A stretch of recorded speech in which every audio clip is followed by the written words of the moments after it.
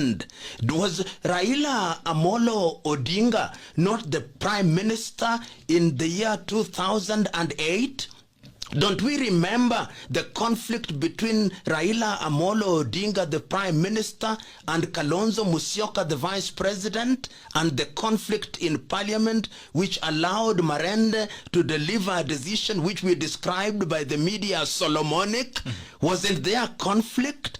Did we not have Uhuru Muigai Kenyatta as a deputy prime minister? Did we not have Musalia Mudavadi as a deputy prime minister? Did we not change that in the Constitution of Kenya 2010? Why are we bringing it in after only 10 years?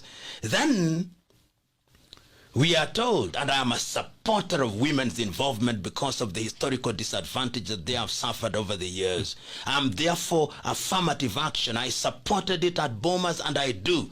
But look at their prescription. We introduced 360 seats. And if we don't get enough women, then we go to the party list, and on the basis of the votes that have been cast, we top up until we get a number that ensures that there's no gender is more than 2/3. We'll do that for 15 years. They have now introduced a term limit. Our parliament could end up being one of the largest in the world relative to our GDP. Do we want to do that?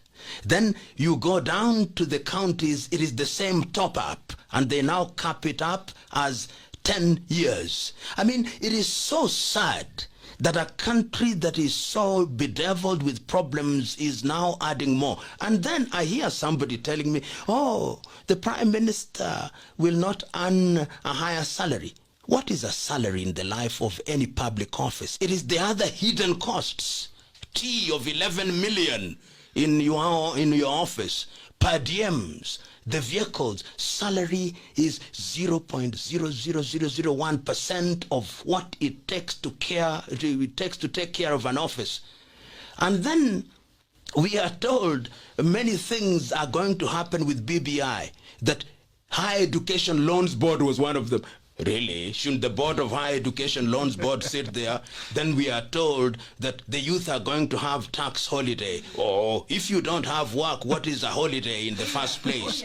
If you don't have work, what is the value of a holiday? Then you create a youth commission. Don't we have many of those youth things? You actually have a ministry. Yeah, we have a ministry for youth. So what is the commission going to do that the ministry cannot do? So when you look at the BBI, and it's so painful that the political leadership thinks, this is what pains me as a Kenyan, the assumption that Kenyans are so stupid,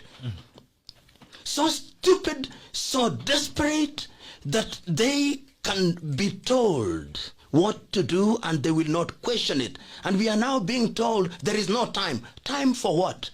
Who is Kenya being wound up? Kenya is the next, and we'll die and leave Kenya here.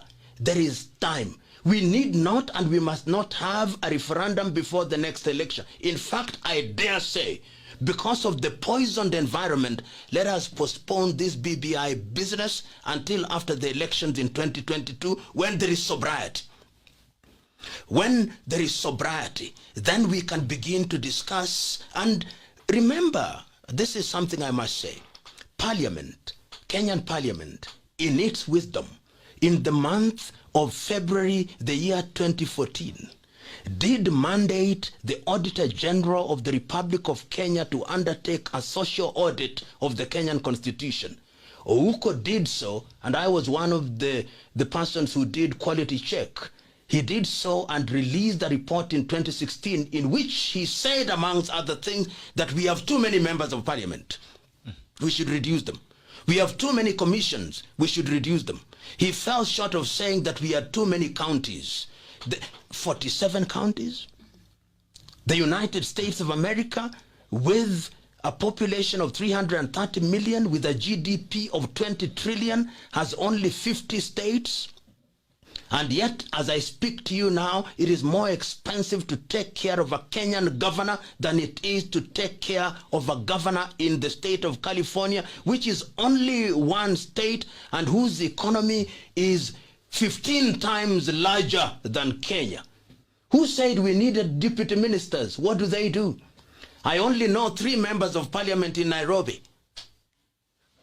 What are the members? I don't know the others. I don't know my MCA. I don't know what they do. Now we are saying that we have had the NMS. Nairobi is going to be added 12 constituents. To do what?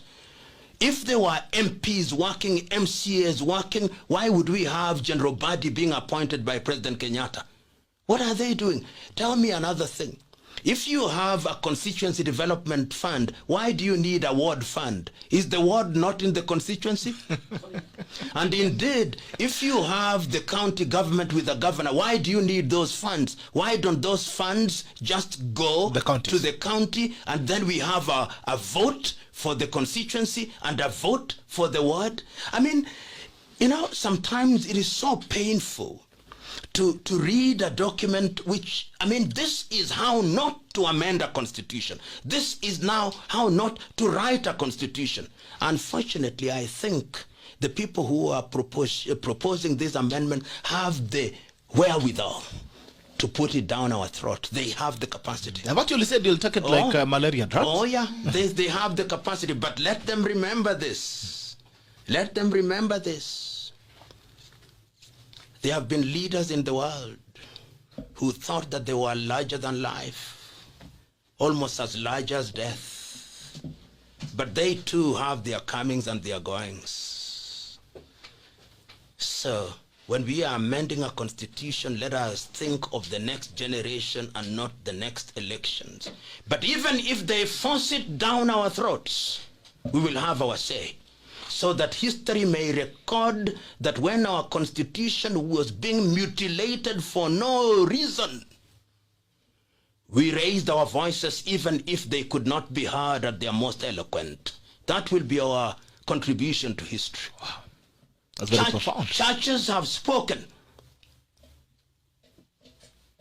The Muslim ulamas have spoken. The imams have spoken.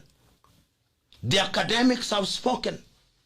Everybody has spoken, saying, let us reason together. The political class, at least some of them are saying, we shall not reason with you.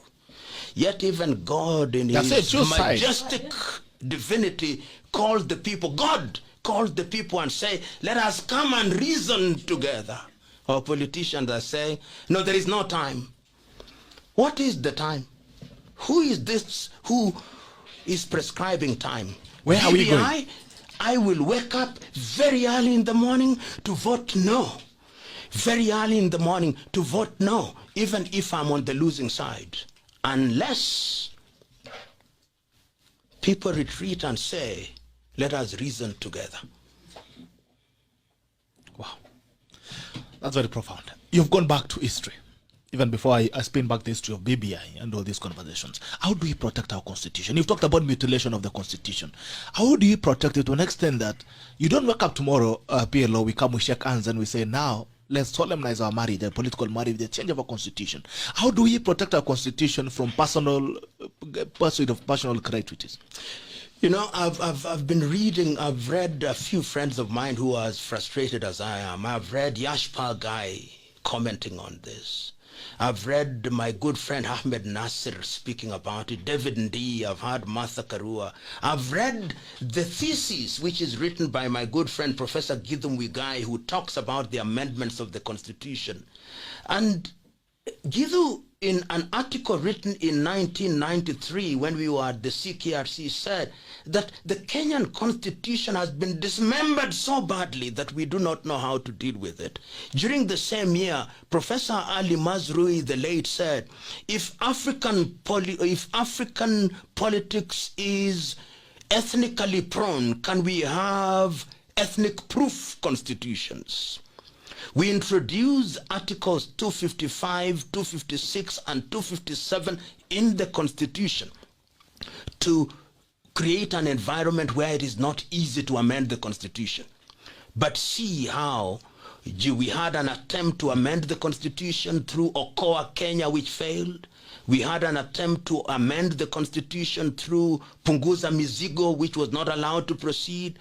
We now have an attempt at amending the Constitution through BBI. Even through BBI. It would appear that the appetite of the political class, the current political class, to interfere with the constitution is so deeply seated that even when you want to create a rigid environment, they don't care. You know, Bitok, when you hear that we are going to spend 14 billion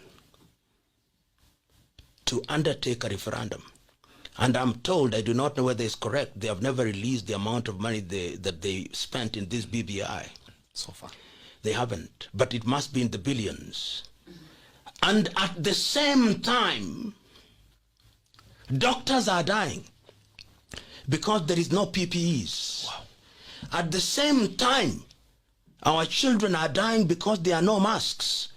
At the same time, people who supply desks have not been paid. At the same time, my good friend Fred Matiang'i, Dr. Fred Matiang'i, says that 40,000 police officers don't have police uniform because we have no resources. At the same time, we are borrowing money from the IMF. At the same time, we are having the Kenya Power increasing tariffs. At the same time, we are paying for SGR through taxes. At the same time, those who did work for counties cannot be paid. At the same time, counties have not received money for the last 3 months. Then you tell me that the priority is BBI, then I cannot understand you. Then I lose you. Then I do not know who you are. Then I do not know what you want. Then I do not know whether you love Kenya. Then I do not know what you intend to do with Kenya. And that is my frustration with the people that I call the BBI Knights. What? The country is on fire, and you are not bringing the fire engine. You are asking us to build a new house. We forget about the old.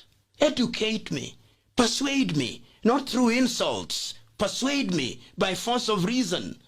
And we are ready to be persuaded that that is the priority. It is true that our constitution can be improved, but what can never be improved? Let us implement this one first. Unfortunately, when God wants to destroy a country, sometimes it makes her leaders impervious to reason. I hope that this is not the case with our country. People out there must now ask, we are told that BBI is going to transform our lives. I want to talk to the people in Nyanza. How will BBI revive Sony Sugar, Muhoroni, Miwani, Mumias? How will BBI revive the cotton industry? How will BBI revive the cooperative industries, the fishing cooperatives? The people in Mombasa, how will BBI help Ramisi? How will they help Salt? How will they help Cashew Nut? Those who are in Central Province, is your milk going to be better produced? You are going to have better milk because of BBI? Is the coffee yield and the tea yield going to be improved? In Kericho with Finlay closing, will BBI change all this? The young men and women who have lost in Ministry of Tourism, on the day that we endorse BBI, if it will happen in the month of June, will we now create 3 million jobs courtesy of BBI? Or will merely have created the offices of the Prime Minister and Deputy Prime Ministers and the opposition, and will have renamed Cabinet Secretaries, Ministers, and will now give MPs a career progression of being cabinet ministers and have deputy prime ministers? I want to know how this BBI is going to revive the institution that have died, how Intercontinental Hotel is going to be open courtesy of BBI, how Mayfair Hotel in Nairobi is going to open courtesy of BBI, how garbage collection will improve simply because we have 12 more MPs in Nairobi. I want to be told. When I'm told these things, I'll be in the forefront of campaigning for BBI.